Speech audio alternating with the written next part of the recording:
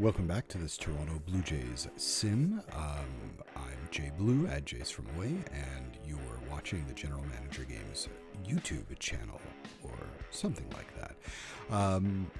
We're winding the season down. It's September 13th. The Blue Jays have a .407 winning percentage, and we're just, playing out the string.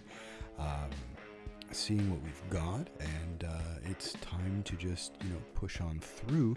We're going to take a look at the minor leagues and how our prospects have ended up this season. There's, I think, one more game in the minor leagues before we can move on. So we're just going to do our sim, and then we're going to check out the minor leagues. Next sim, we will. Next episode, we'll check out the Major League team and summarize those guys. So here we go. We're going to finish today. We've got Sean Reed-Foley pitching tomorrow against the Pirates. We're at the Pirates, so the pitchers are going to get to hit. And we took a loss. Tracy Wilhoit from the Gulf Coast League Blue Jays. He's on the injured list, so I guess, I don't know, they've just moved him off, I guess.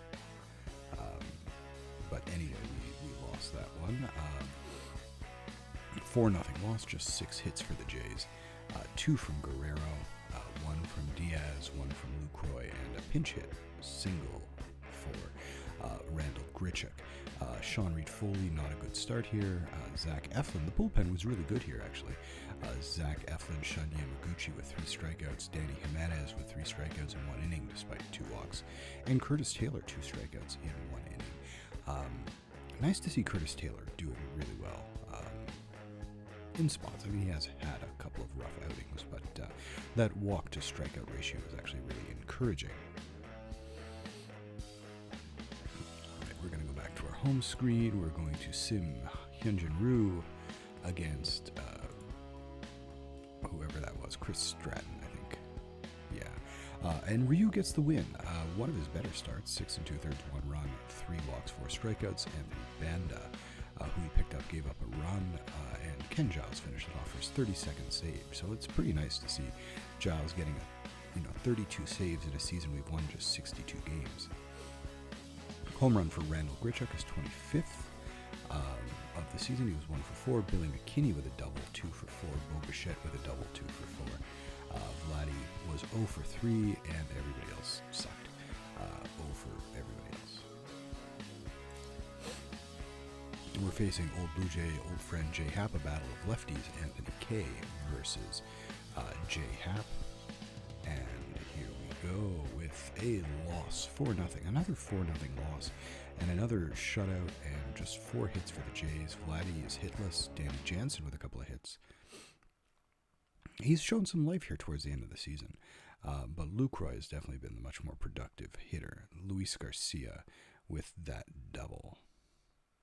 And you can see he has slid off his production towards the end of the year, whether it's fatigue or what. But, he was, an OPS plus of around 100 for a long time, maybe even a little higher.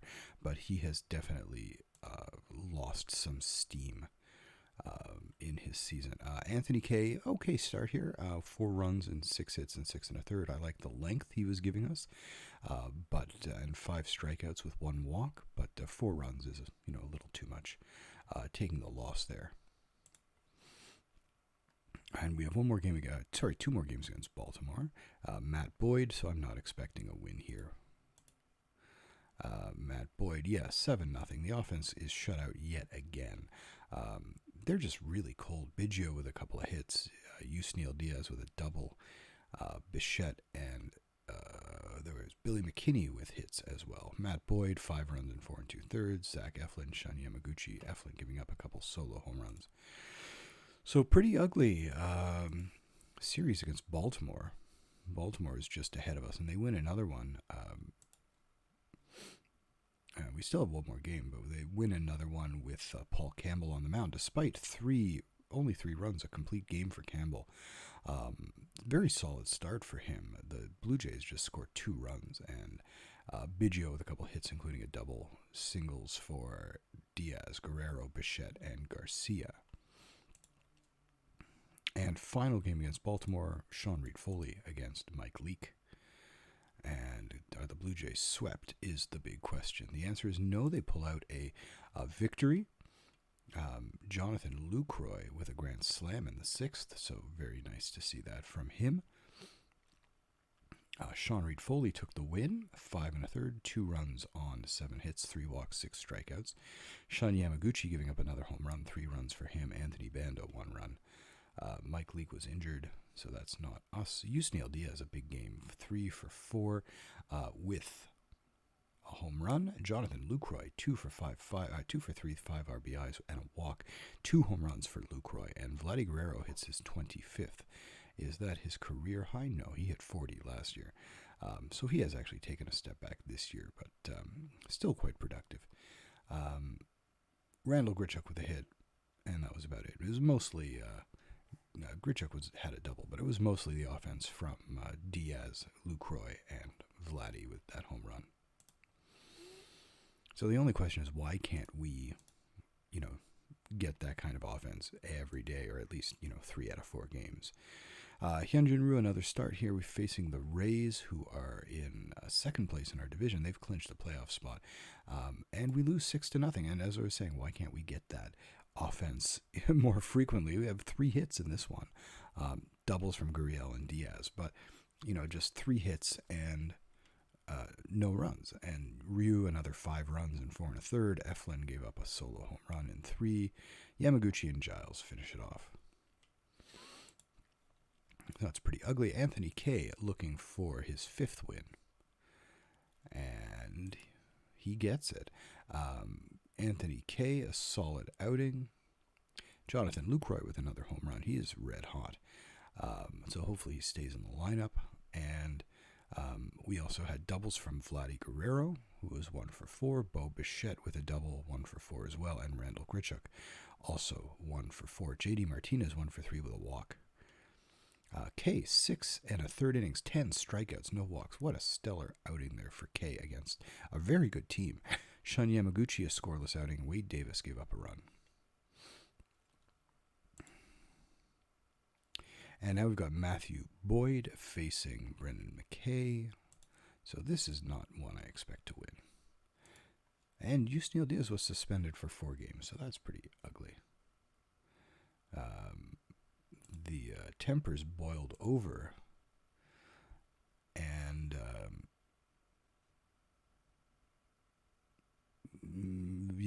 apparently the team was out of sync in an 11-1 loss. We had just 7 hits, 2 for Lucroy, so he continues to swing a hot bat. Kevin Biggio hit a home run, his 15th of the season. Vladi Guerrero, Bo Bichette with hits each, and Billy McKinney and JD Martinez.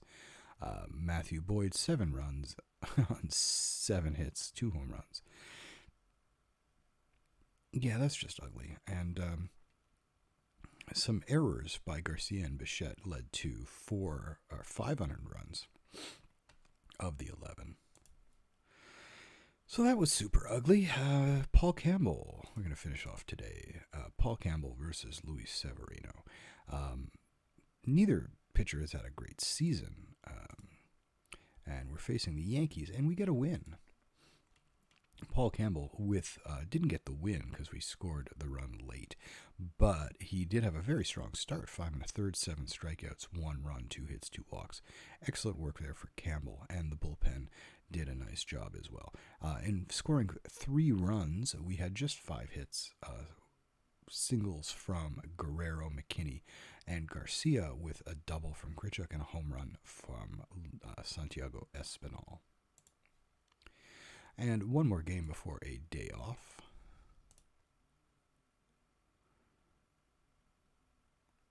And we have a personal messages. We've got a fresh new talent in Australia.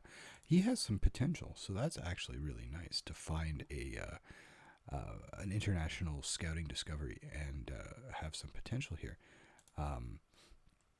Definitely not a pitcher. He is an outfielder with a great arm, good range, decent error. So this is Aaron Dixon. Aaron Dixon, we're going to move him from our international complex to the DSL. So he'll play there next year. So that's really nice to see. Let's take a look at our win against the Yankees, 8-3. Sean Reed Foley got the win, evening his record at 5-5, 6 2/3, 6 1/3, 2 hits, 2 runs, 3 walks, 6 strikeouts. Yamaguchi gave up a solo home run. Zach Eflin. We are playing in Toronto, so home runs are going to happen. Guerrero with his 26th home run. Danny Jansen hit his 7th. He went 2 for 4. Billy Mckinney and Randall Grichuk, 4 home runs for the Jays in this one. Billy Mckinney with a very solid season. Where are we here, Billy? Yeah, like that 336 on base percentage is fine. His numbers are actually pretty much the same as last year, slightly higher slugging percentage, but OBP and batting average are almost exactly the same. I mean, that's a really useful player. 108 OPS plus 1.9 WAR. I mean, Billy McKinney as an everyday outfielder, playing one of the corners, is very, very useful and a solid contributor the way he's been the last couple of seasons. And we have one more game left in the regular season. Here we go. We've got Hyunjin Ryu against Garrett Cole. Cole is a 15-game winner. Ryu is a 4-game winner. And we got a personal message. Ryu wants me to trade him. And it was a 6-2 loss. Ryu, I'm very happy to trade you. I mean, only two of his runs were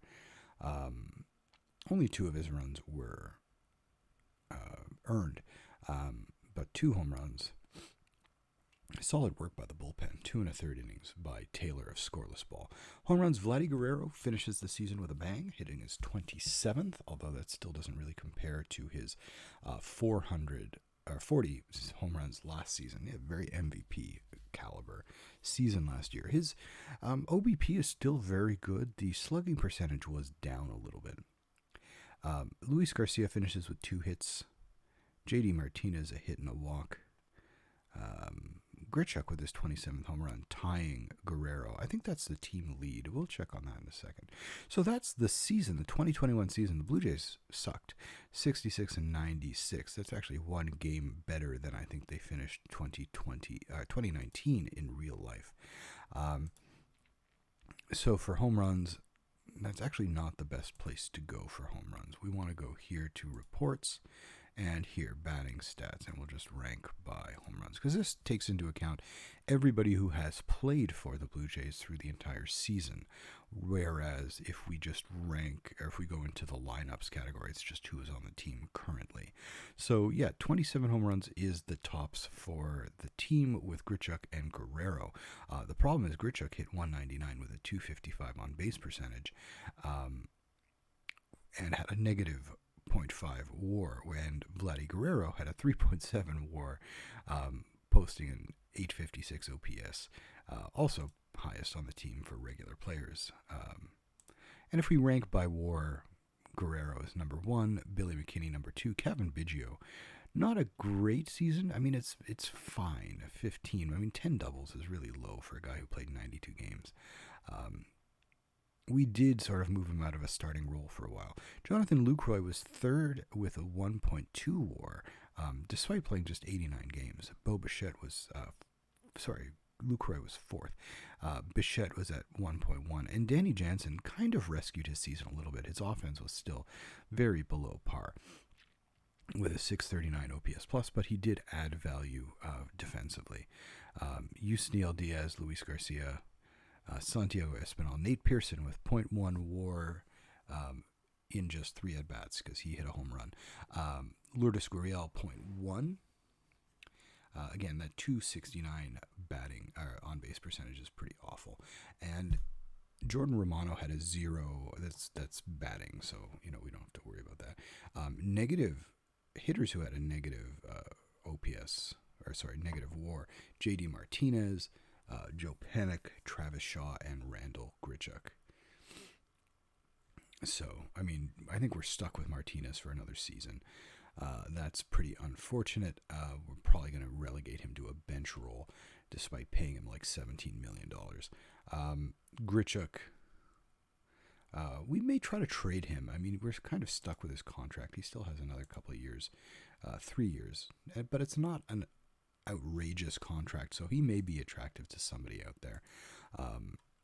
Whereas, the guys who are actually contributing positively, Garcia, hopefully we're going to see an improvement and better stamina towards the end of the season. And, he does have some room to improve in his eye and his home run power. So that's something we definitely love to see. And he is such a flexible player, really. And can he play the outfield? Yeah, you can play the outfield too. And he's still young, and I'm definitely not writing him off yet. And for a Rule 5 pick to play, where is he? It's ordered now. I think the default order is by at-bats. So here he is. He's got the 5th most at-bats on the team. He had positive WAR. Defensively, generally not great. But I think there's room for improvement,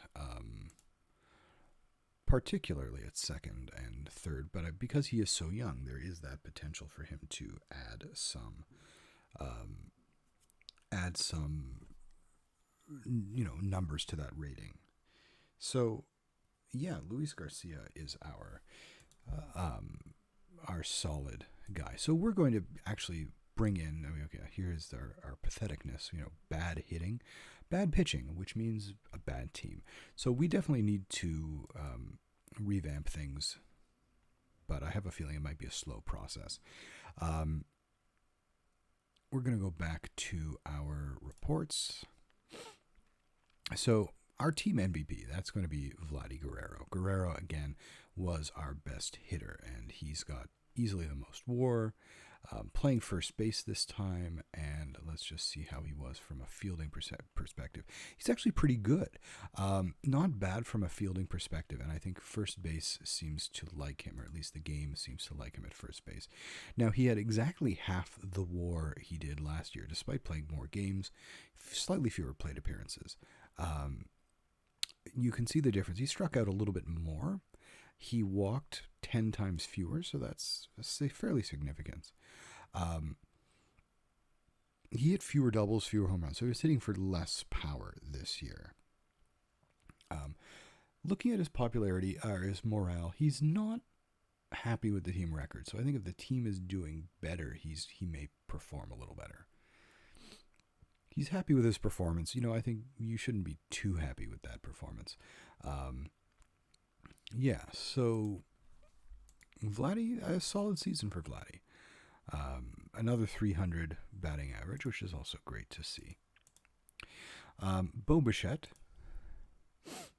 stealing wise, he stole 22 bases but was caught 12 times, so that probably impacted negatively. 15 home runs. Again, he had a step back from last year where he had 35 doubles, 23 home runs. He did hit 40 doubles this year, but 15 home runs. Contact ability still has some room to improve, and remember, he is 23, so he can still improve. And shortstop, he's at 50. Again, I would like to see that 50 improve. And well down, 3.6 WAR last year. This year, he fell to an 81 OPS plus and a 1.1 WAR.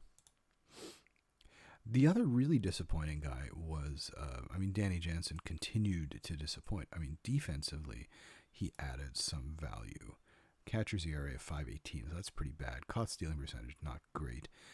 But he did have a very, very good defensive efficiency and solid zone rating. 7 home runs, 12 doubles in 91 games. So he did play less this year, and that was because he wasn't playing very well. And he did show some improvement in his batting average and OBP. Slugging percentage was significantly higher. Significantly, by significantly, I mean, 30 points, 35 points.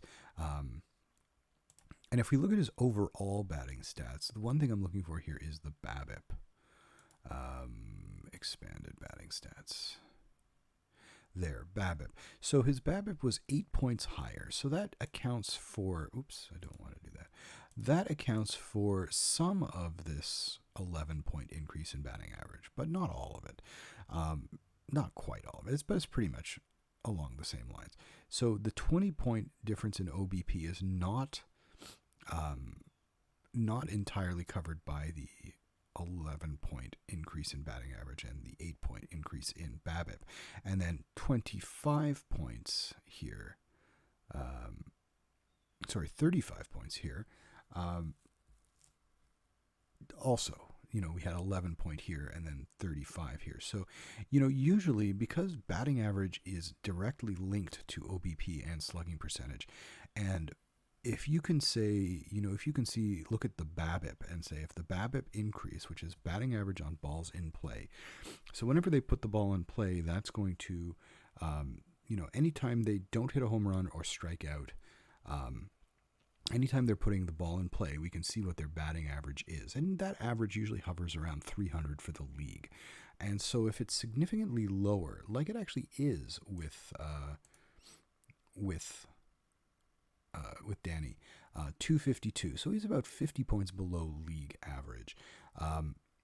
You can usually see, hope that that's going to go up. It's usually more indicative for pitchers that it'll revert to somewhere around the average for the next year. But for hitters too, it can change, and even though it's a little more stable, 252 is not bad, and definitely the 8-point difference. But when we look at improvements from year to year, you want to make sure that it's not just sort of luck, and BABIP is generally seen as being luck because it is so variable and it's not as predictive as it should be, although for hitters it's more so. And so when we have here, an 8-point increase, we have 11-point increase in batting average. So we could probably say that's pretty much the same. But when we have a 20-point increase with just an 8-point increase in BABIP and an 11-point increase in average, that OBP of 20 points higher shows some improvement. Now, whether that carries over from year to year is totally up in the air, but that is the result of an improvement. And when an 11-point increase in batting average becomes a 35-point increase in slugging percentage, then that is something that's actually quite a bit bigger. So it shows that he's definitely hitting the ball with more authority, and it comes from the 7 home runs mostly. So Danny Jansen did give us some reason to hope that he's going to do better. That said, I may still want to sign Jonathan Lucroy just as insurance. Yusunil Diaz really actually performed a lot better after coming up a second time. His .299 on-base percentage is definitely low, and we can definitely check his BABIP. It was pretty low. It was 253. So we could see that if he has more luck, more balls drop in, he could rise that batting average maybe 40, 50 points. And 40 points would give him a 2. And, with a 40-point rise, you would also get a 40-point rise in on-base percentage, which pushes both into very respectable categories. And assuming, a usual profile, that's going to translate to an increase of more than 40 points in his slugging percentage because, his regular batted ball profile, he had 74 hits and 29 of them were for extra base hits, so it's about a third. So if you basically say, it's a little more than a third of his hits are going to go for extra bases, that's going to impact his on slugging percentage by more than 40 points. So Billy McKinney is the other guy who's really somewhat surprising how well he did, and he basically maintained his batting average, lost 3 points, gained a point on his on-base percentage, and gained 13 points on his slugging percentage. So even though he was slightly worse compared to the league, he was definitely more productive, and he is a decent fielder, better in left field than in right field, but definitely a decent outfielder. And McKinney is 27, so he's probably not going to get any better. And pitching-wise, they're giving us batting stats. Pitching-wise, Yeah, I mean, Matt Boyd, awful, so he's not coming back. Paul Campbell had his moments. He definitely had his moments. Anthony Kay was pretty solid. Sean Reed Foley also had his moments. Hyunjin Ryu was bad. He wants to be traded. Anthony Banda wasn't here long. Wade Davis, a solid pitcher, but it's going to be an interesting discussion. I think his contract is for $5 million, so I may bring him back. Zach Eflin was actually not bad in a relief role. Danny Jimenez, look at 106 strikeouts in 75 innings. I'm just hoping he can keep the ball in the park. He gave up 12 home runs and just, cut down on the walks. And if he does that, I think he's going to have that number is going to go down. Tim Meza, not great. Curtis Taylor had a very strong rookie season. Spencer Turnbull, he was okay in relief. We can also always check that. Pitching splits as a starter. Yeah, he was much better as a reliever, so I think that may be his role going forward. Shunyamaguchi, again, a lot of strikeouts. He pitches a lot, and he has the capability of pitching a lot. He does give up a ton of home runs. 1.9 home runs. He's down a little bit from last year. His whip is down a little bit. ERA is down a little bit, so he's actually better. He led the league in games, 68 games. Tons of innings as a reliever, so he offers us some flexibility, and he's got an auto renew on his contract. And finally, Ken Giles, he signed up long term. No worries about him. All right, so that's the major league team. And we're going to check out the minor league team. So we're actually going to do that just going by our top prospects. And we'll start at the bottom. I mean, Justin Maesi, he was injured. He's still injured. I think that may be it for him. But he's still just 24, so not a big deal there. Antonio Saldana, he was one of our draftees. He had a 5.29 ERA in Lansing, his first exposure. But something I like to see is that he's striking out over a batter per inning. Now, this profile here is very, very fringy. But he has 3 pitches, and they're all pretty good, and he's going to have good stuff when he locks in on that fastball and curveball. He's still just 22. He's pitching at a level that is appropriate for his age. He's a big guy, too, 6'6". So that's great to see. Our number 28 prospect is Cole Wagner, who was our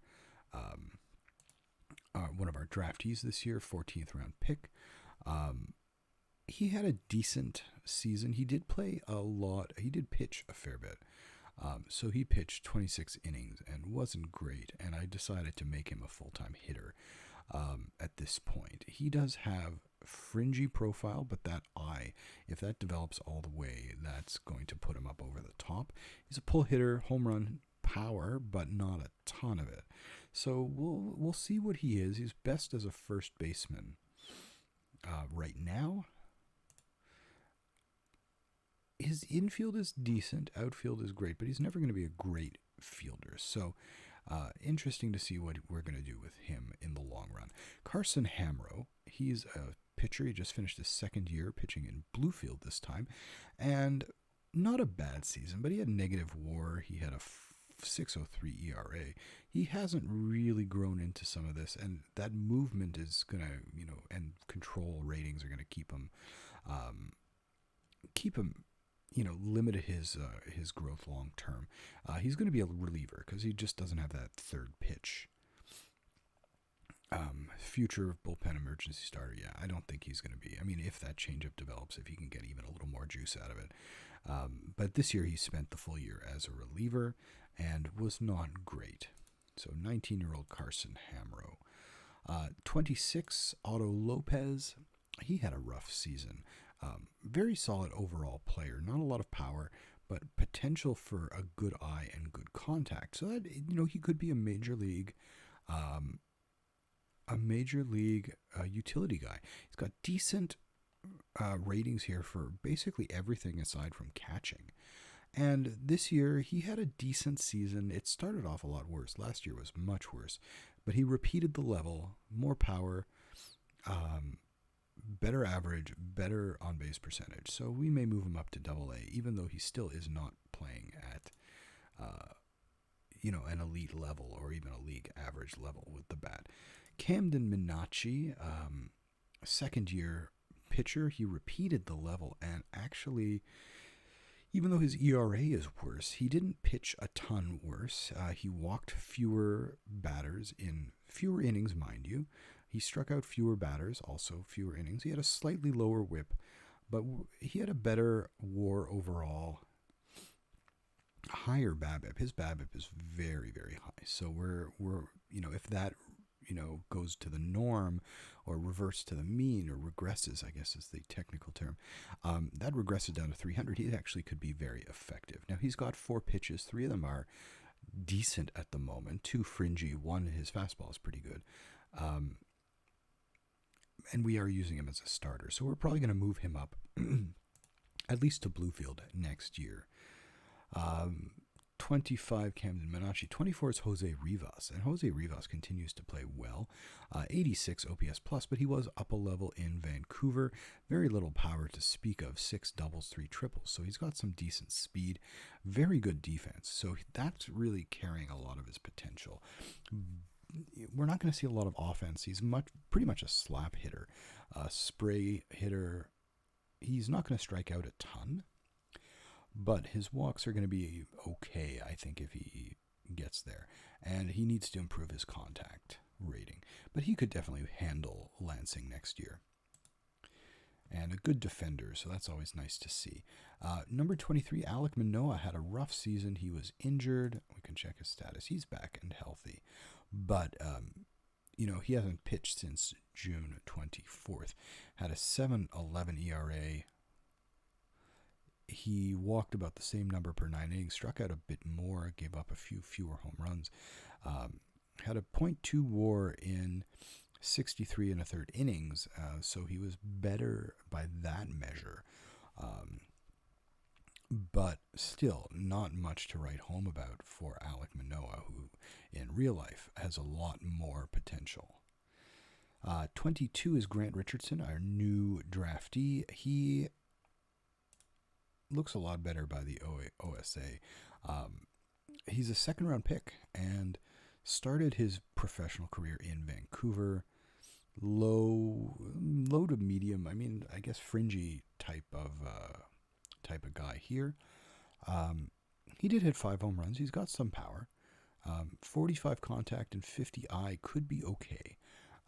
Could add up to a utility outfielder for him. He's got some speed. He can steal a base. He's got some decent. So, he's a decent overall player. And his morale, he's angry with his performance, as he should be, a 77 OPS plus. But that's okay. It's his first year. We'll see what happens as he moves forward. Kyle Bradish, we acquired him in a trade with Baltimore. He's not happy. Angry at the record, angry at his role. I think he doesn't handle losing well. Okay. Well, if you're in our minor league system, you're going to have to handle losing, because I don't see us getting much better. He does have good stuff and some room to grow, but his movement and control are pretty fringy. But a solid season for him. 1.6 WAR in New Hampshire, so he's continuing to move up. That was a level higher than he pitched at last season in the Baltimore organization.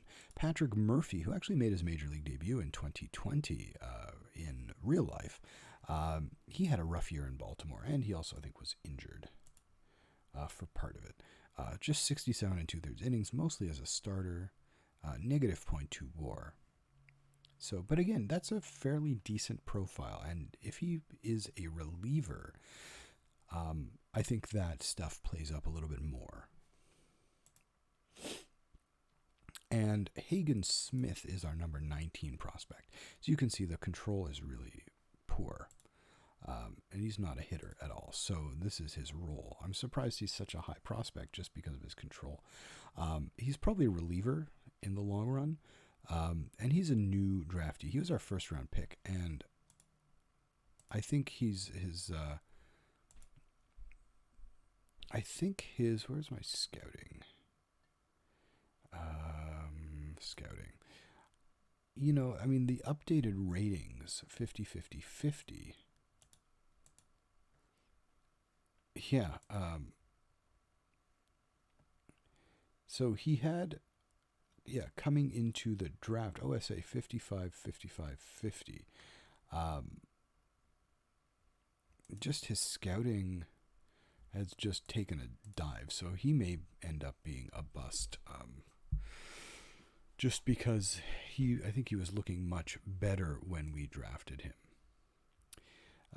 Ethan Smith, so they share the name. He's actually got more potential. 4 pitches, so he's going to be a starter. And he had a great start to the season in Vancouver and continued to pitch well in Lansing, so that's great to see.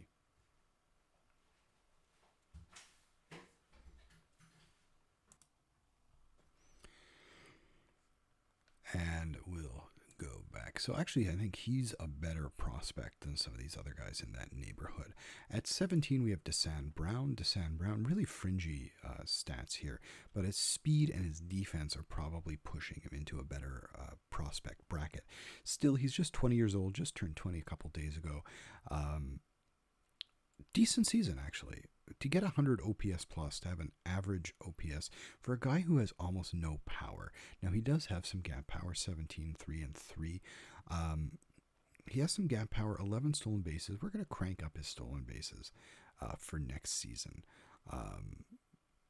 in his strategy. In fact, we're going to do that now. So we're going to override the team settings, and so we may have already done that, but he's very, very fast, and he plays good defense, good center fielder. So, we'll see what happens as he ages, as he improves. There is some power there, but we'll see how he does. Jack Perkins, a new draftee this year, 3rd rounder.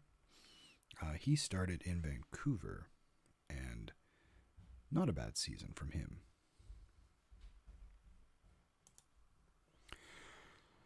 And at number 15, Miguel Geraldo. So we're seeing him play third base mostly, and he still hasn't gotten that rating very high at 40. He played his first full season with Lansing. He struggled. Still showing some power, showing some at least doubles and triples power, hitting 10 home runs. So double digits in a first year of a full season assignment isn't bad, but he's now 21, and we definitely need him to start improving those figures and start improving his defense, or else he's not going to become very useful at a major league level. Number 14 is Eric Pardinho, who did start to see some improvements throughout the season. He's walking too many guys. Although that did go down towards the end of the season, he gave up a few more home runs when we promoted him to Dunedin from Lansing. So he has seen some growth, striking out a fair number, so that's good to see. He's still just 20 years old. So, Eric Pardinho, he had some trouble coming back from Tommy John surgery, but I think with a fresh start in Dunedin next year, he still has really, really good stuff. And decent movement and potentially very good, quite good control. So, I'm seeing a lot of potential from him if he can just get on track again. And he's still so young. There's definitely that possibility. Ben Hernandez was our 3rd round pick in 2020. He started the season in Bluefield with some decent numbers, and he got promoted to Vancouver towards the end of the season with middle of the season with 8 starts there. Better ERA there, more strikeouts in slightly more innings, only 2 more walks in a few more innings. So we can see a slightly lower strikeout rate, but still over 9. So he's still striking out over 1 per inning, and he had 0.1 fewer walks and a lot fewer home runs at the higher level. He just needs to work on his curveball, or else he's not going to be an effective starter. But his control comes around, and his movement is almost there. He could be a solid guy. Ian Bedell is another draftee from 2020. He started in Vancouver, was pretty solid, and went to Lansing. And nice work in Lansing for 8 starts. Again, he's got, fringy, slightly better than fringy stats here, good stuff. That's still, coming along. And you can see at the higher level, he's 22 now, so at the higher level, he didn't strike out quite as many guys. He walked a few more, and that's expected to be seen when somebody jumps a level like that.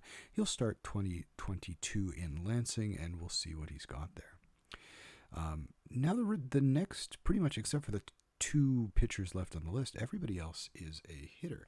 And Alfredo Chacon, he was our international free agent signing from 2020, really continued to excel, moving up to from the DSL to the GCL.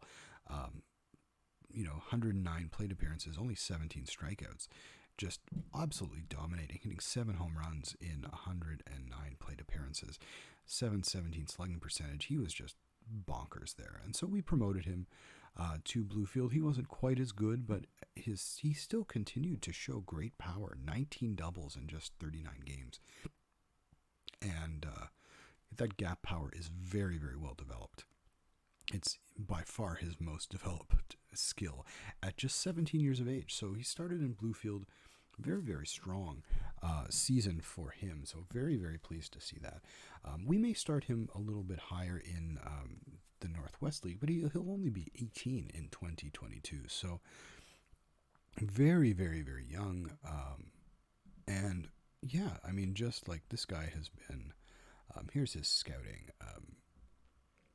He's got improved potential power. Current power has improved recently. His speed rating has dropped, so he's not fast, and he's not going to be. His defensive ratings also should improve, but he's not going to be a great defender anywhere.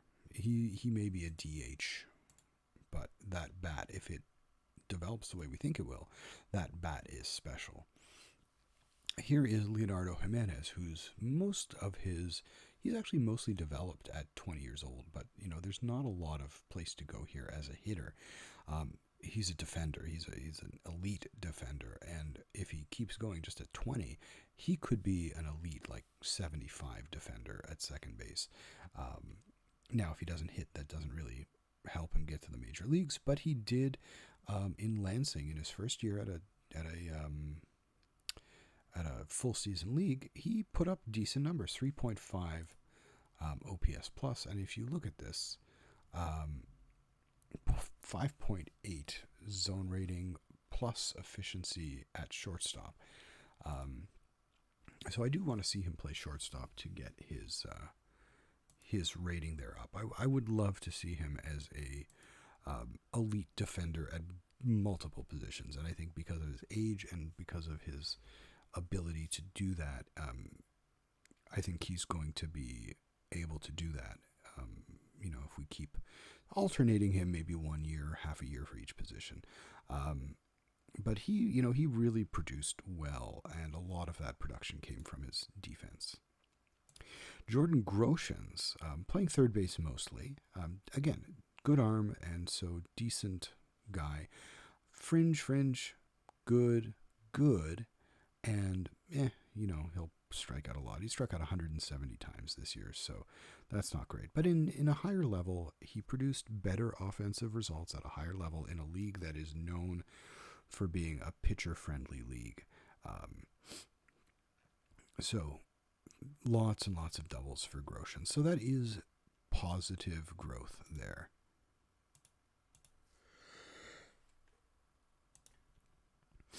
And the other thing I want to look at here is just his BABIP. So his BABIP this year was kind of off the charts. Way, way better than last year. And that actually produced only, 70 points of BABIP produced only, only 13 points of batting average. So this is the big thing here, is 170 strikeouts, which means he may have hit the ball well when he put the ball in play, but he wasn't putting the ball in play enough, and that's the big difference. If that batting average on balls in play, the BABIP, regresses, it's going to be very sad. He's not going to hit 200 if that regresses back to a 300 BABIP. He's not going to hit 200 if he's striking out 170 times a year. So we're going to leave him in Dunedin another year to help him develop that avoid Ks, and hopefully that will go down in the first half of the year, and then we can put him up to AA. But we can't do that in good conscience with, 170 strikeouts. And here we have Alejandro Kirk, who basically added 70 points of OPS, jumping a level, added 2 WAR, jumping a level to AAA, and it's outstanding. I mean, if you look at his, he's got a better batting average. He lowered his strikeouts despite more plate appearances. He walked almost as many times as he struck out. And he still has another 5 rating points to go in his eye and discipline, so that can improve. He still has 10 rating points to improve on his contact ability. He hit for almost the same number of doubles, triples, and home runs, with 11 more plate appearances from year to year. His numbers are almost identical, but he had 120 hits instead of 102. And so that batting average increased by 26 points. That on base percentage increased by 34 points.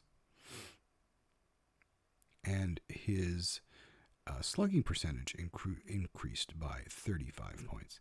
So really, really strong season for Kirk. Plus, he threw out 31.8% of potential base stealers. His fielding is not the best. But he's 22. That can improve at 50. That can improve a little bit. He has a lot of potential. Esteban Machado, he is a holdover prospect. He was one of the Blue Jays.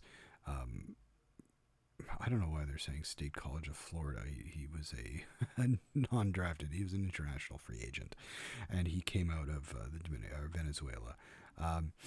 He was an international free agent in 2019, I believe. So we had him playing in the DSL in 2020. He did okay. We had him starting at the Gulf Coast League this year. He was doing great. 347, 427, 505. We promoted him a little less than halfway through the season, and he continued to hit really well in Bluefield. So great job for him. He's just 18 years old, almost 19. He'll be 19 in a few days. And this is coming along nicely. A lot of doubles are going to come for him for now. He'll gain strength, I hope, and he's actually gotten pretty good at shortstop. He had plus ZR. He had plus efficiency. And so what we're looking for from Machado is just to keep going like that. Here's another one of our shortstops. He is a little bit older. This is Aurelvis Martinez, who has a little more offensive upside, I think, than a lot of these guys. He does need to work on his defense. And the slight problem with some of these guys is that they're very close in level. So we had Martinez at Vancouver. We had Machado in GCL and Bluefield. We still have Riquelme de Castro, who's no longer on the top 30 list, and he was in the Gulf Coast League. We have Miguel Geraldo, who we've actually moved over to third base. Leonardo Jimenez at Lansing. So we have a cluster of these infielders that are making their way up through the system. And this was Martinez's first year in Vancouver as a full season. He put up positive OPS plus. He hit 6 home runs. And this was after a huge start in Bluefield. And as you're seeing, you're seeing guys struggle going from Bluefield to Vancouver. And this has actually happened quite a lot. There have been a lot of guys who have done really well in Bluefield and have moved up to Vancouver and just struggled there. It's definitely a tougher place to play in terms of the quality of the opposition, but also just the ballparks are not as conducive to hitters. Our number 5 prospect, Paul Campbell, we've been seeing him in the major leagues. He's already thrown 82 innings, so he's no longer a prospect.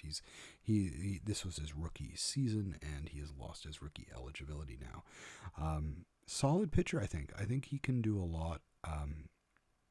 4 solid pitches, decent stuff, decent movement. plus control. So I think, in a full season, he could be a number 4, number 5 starter. Number 4 prospect, Luis Garcia. We've also seen him at a major league. He's lost his prospect status. He's a solid all-around player, not as much range, so third base may suit him better than second, but we can definitely put him in second in a pinch. Only 21, so he is also still very, very young. And, we were talking about him. He was hitting 300 for quite a lot of the season, but this is fine.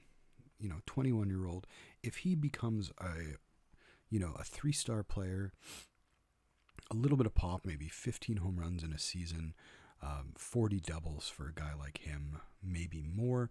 If that eye plate discipline comes up and he has this type of 341 on-base percentage, this profile is fine for a major league player. And if he plays plus defense, now he didn't this year, but again, he's still just 21 and he still can learn. So if he plays plus defense, he's going to be a very solid guy for us. Number 3 prospect and top pitching prospect remaining is Simeon Woods Richardson. He just turned 21. And he had a solid season here in New Hampshire.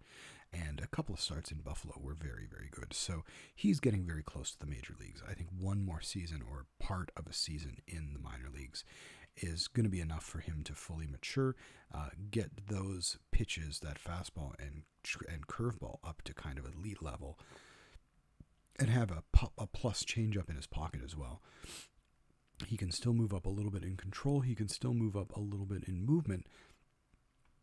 And if he does that, he's going to see his home run rate go down. And Gabby Mourinho, he's one of our top prospects now and has really blossomed, plus defense. So that puts him probably ahead of Alejandro Kirk, is his plus defense. If we look at his fielding stats, he's another guy with 31.3%, positive ZR, positive defensive efficiency, 4 WAR on the season, 281, 337, 465, 19 home runs, and 22 doubles in AA for the first time. Now, I may not move him up right away. I may let him sort of stew a little bit. His eye is not going to get much better. So I may just let him stew. Hopefully that contact level will come up a little bit in the next, first half of the season, because I don't think Kirk is going to make the major league team right away. So that's the thing about Kirk, is he's a little more ready to go from an offensive perspective, more polished, definitely. But I think long term, Mourinho is probably going to be our catcher. And here's our number 1 prospect, Nick Gonzalez. He was our top draft pick in 2020. He played this year in Lansing and had very good offensive numbers. He actually struggled at the beginning of the season, but really pulled it out, improving towards the end. He's got a lot of room to improve. He's 22, though, so we need him to really see some improvements faster. I do want to look at his scouting, see what they say about him in terms of his... so originally he was a 4-star guy. Now he's been downgraded to 3.5. Current speed is falling. Current contact rating improves. But we need him to sort of close these gaps a little bit quickly, because we don't want him at 25 and still hovering with the same ratings. So we're actually probably going to move him up to Dunedin, because he is ready for that. And that concludes our sort of tour around the minor leagues. We'll do a little bit more next week. We'll sim through the playoffs, and we'll sort of look at some of the guys who are a little bit more under the radar. But that's all for this week. I'm JayBlue, and thanks for joining me. You can find me on Twitter at JaysFromAway. And I want to thank GM Games for hosting us on YouTube. General Manager Games, keep coming back. Subscribe, like this video. If you've made it all the way to the end, you can like the video. You can and you can leave a comment. Yeah, please leave comments, and we'll try to get back to you as soon as we can. Thanks very much. Have a great day, everybody.